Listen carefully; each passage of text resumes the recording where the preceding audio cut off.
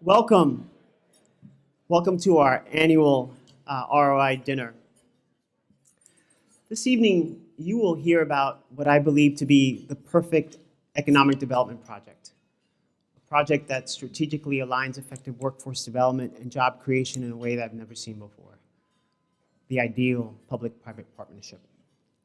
But before we get on with tonight's festivities, I just wanted to take a moment and acknowledge several individuals and corporations that have made tonight possible. I'd like to begin with the Scholas Board of Directors.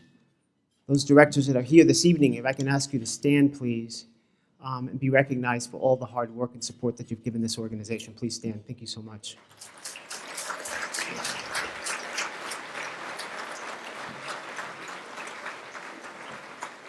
Thank you. I'd like to thank JP Morgan Chase, Bloomberg, High Point, Prudential, Con Edison, New York Stock Exchange, Euronext, Control Group, Vicom, EMC, Dell, and of course, tonight's honorees, Doran Jones and Barclays, for supporting this evening. Thank you very, very much.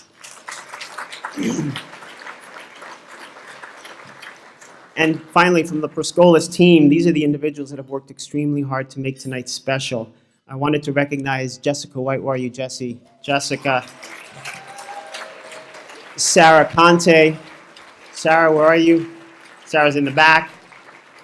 Esther Alex. Emily Earl. Ken Moore, who is taking all these wonderful pictures. Diane Griswa.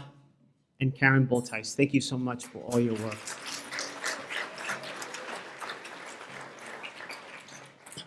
Growing up, I lived on 178th Street in the Bronx, on a block where only 2 buildings remained and one was abandoned. Across the street from my apartment, there was this empty lot where buildings used to stand, but where as a child I would play stickball. And when we didn't have a ball, we'd play our own version of hide and go seek, and it was often in that abandoned building. One day, 3 of us decided to do just that, and we run up the stairs in that building, and we were startled by a person that was sitting in one of the empty apartments in that building. And as we got closer, we noticed that that person was Wansi. He was dead with a needle stuck in his arm. We were maybe 13 or 14 years old at the time. And as we ran down those stairs, we vowed that we would never speak of what we saw again. And I never have until a few weeks ago. The next day they found his body and there was police everywhere, but I didn't let anybody know that I had seen them the night before. I didn't want to remember what I saw. I didn't know Wansi all that well. He was a bit older than many of us. I remember he could throw a tight spiral when we played football. And on those few occasions where we had an opportunity to speak, I remember being impressed by what he said. He wanted to go to college, he wanted to get a good paying job, and he wanted to support his mom. Unfortunately, that didn't happen for him. Unfortunately, very few good things ever happen to kids in my community. From time to time, think about Wansi, and I wonder if there was a program like Scholas that existed back then, would his life have been different? Who knows? But what I do know is that the issues that young people faced in my neighborhood almost 40 years ago still remain strong in communities like the South Bronx, where poverty rates and unemployment rates still hover at record highs. And frankly, that was unacceptable 40 years ago, and damn it, it's unacceptable now. Scholas truly believes that one of the best anti-poverty solutions out there is a good paying job. When you work and you bring home a paycheck, life is better for you and your family. Communities thrive, futures are brighter. Since the creation of this organization, we've trained over 5,000 individuals. 3 out of every 4 are working, earning at least $30,000 a year, many of those jobs with benefits. $30,000 may not seem like a whole lot, but the truth is that when you compare that salary with what our students make before they come to Scholas, it's remarkable. The average student's annual wages before entering into our program are less than $7,000 a year. Last year's graduates earned over $6 million in wages and paid a little over 1.4 in taxes. I am proud to say, ladies and gentlemen, that we are moving people away from being dependents of the system to being contributors. Now, there's a lot more work to be done, not just in communities like New York City, but in communities across this entire nation. We will continue to do our work to place as many people as we can. In New York, we will train over 500 individuals, and through the support of amazing contributors like JPMorgan Chase, Nationwide Insurance, and the Creating IT Futures Foundation that's investing over $2 million in the replication of our IT rating model, we will be able to train 100 people in each of the cities that we are currently in: Columbus, Ohio, Cincinnati, Ohio, Silver Spring, Maryland, and by the end of this year, Dallas, Texas. The president of the Creating IT Futures Foundation is here. I'd like him to stand and be recognized. Charles Eden, please stand. Thank you, Charles. I also want to acknowledge that one of his board members is here this evening, Mr. Angel Pinheiro, Senior Vice President of ASI Corporation. I'd be remiss if I didn't say that Angel has been working with Scholas over the last 12 years, and his corporation has hired over 800 Scholas graduates during that time. Angel, thank you.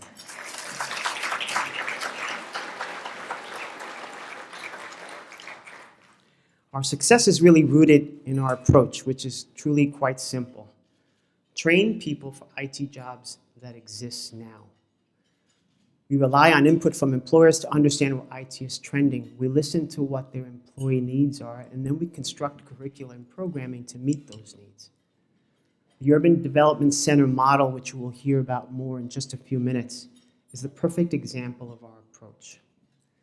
It was through Barclays Bank and the amazing people at Barclays that we have created what I think to be a world-class software testing training track, already proven. Over 85% of the graduates of that training track already have jobs as software testers making over $35,000 a year. It is the success of that pilot that has allowed Doran Jones to want to partner with Scholas to bring 150 software testing jobs to the South Bronx in a facility on 138th Street.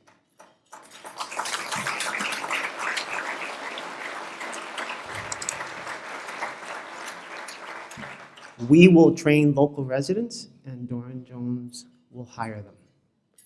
The economic impact of that project in the Port Morris section of the Bronx will be huge. Barclays Bank and all the amazing people at Barclays, especially Wayne Kuna. Where are you, Wayne?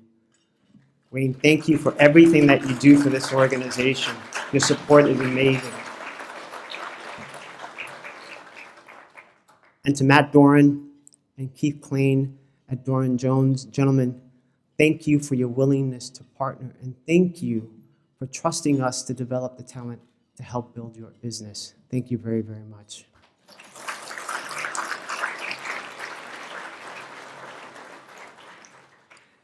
We are making a difference. This organization is making a difference. And that difference is indisputable.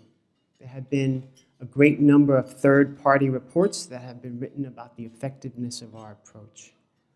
But if you really want to understand the impact of our work, spend a moment meeting one of our students. Several of those students are here with us this evening. Prescolians, where are you? Raise your hand.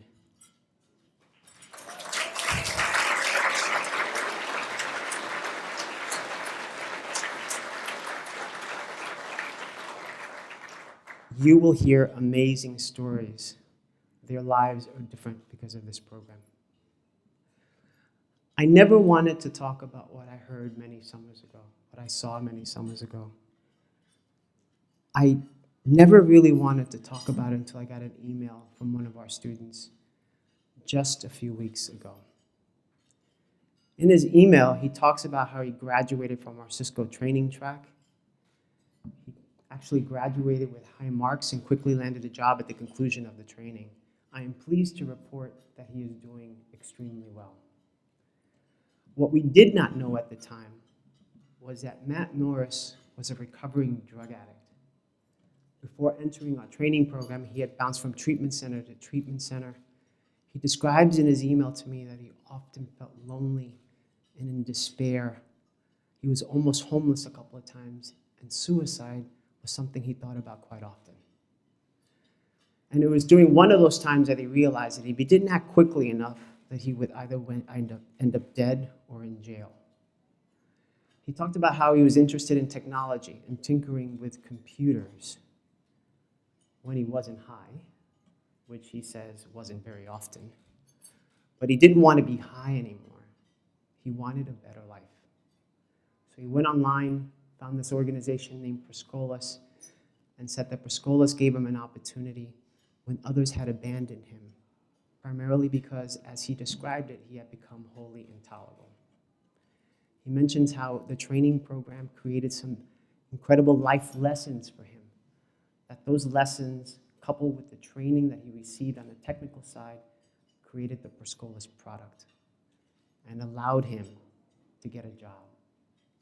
And he says that job stabilized his life and allowed him to begin the last phase of recovery, which he called societal reintegration. Matt Norris couldn't be with us this evening because he's working. At a company called Refinery 59, he's making over $18 an hour. I just wanted to thank Matt for allowing me to share his story. He is an amazing young man. I wish him the best of luck, and I know that he will be successful.